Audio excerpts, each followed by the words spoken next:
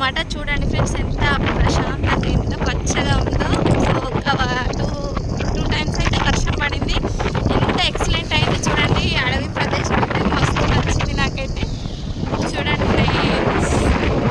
Friends మేమైతే morning టెంపుల్కి వెళ్తున్నాం. సో లొకేషన్ మస్తు బాగుందని చెప్పేసి అందరు చూస్తారు అని వీడియో అయితే తీశాను. చూడండి ఫ్రెండ్స్ మా అడవి, మా నిర్మల్ డిస్ట్రిక్ట్ అడవి అన్నమాట.